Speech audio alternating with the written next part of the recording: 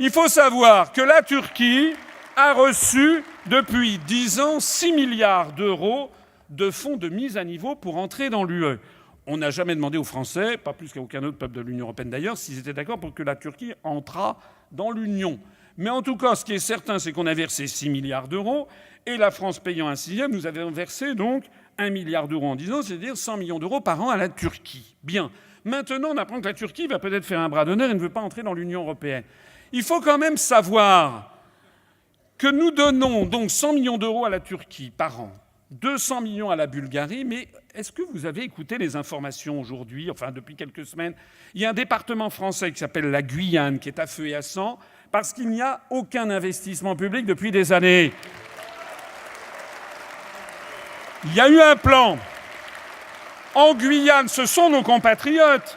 En Guyane, il y a eu un plan pour construire des collèges, parce qu'il y a une forte démographie en Guyane. Il faut construire des collèges, ils n'ont plus de collèges. Il n'y a pas de collège, donc les gens, c'est dans des baraquements, je ne sais pas où se passe l'école.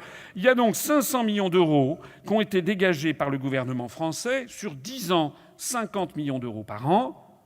Et comme on n'a pas d'argent, ils n'en ont pas vu le début de moindre fifrelin. C'est une des raisons pour lesquelles la Guyane est à feu et à sang. Est-ce que vous trouvez normal que la France ait versé 200 millions d'euros par an à la Bulgarie, 100 millions d'euros à la Turquie, et ne soit pas capable de donner 50 millions d'euros à la Guyane parce que nous n'avons plus d'argent? Est-ce que c'est une bonne gestion des fonds publics? Il y a encore plus gratiné, si j'ose dire. Je rappelle que M. Jean-Claude Juncker, vous savez, président de la Commission européenne, M. Juncker, entre deux verres de whisky, a décidé en début 2016 que l'Union européenne allait verser 1,8 milliard d'euros au gouvernement ukrainien. Évidemment, c'était à la demande de Washington. Mais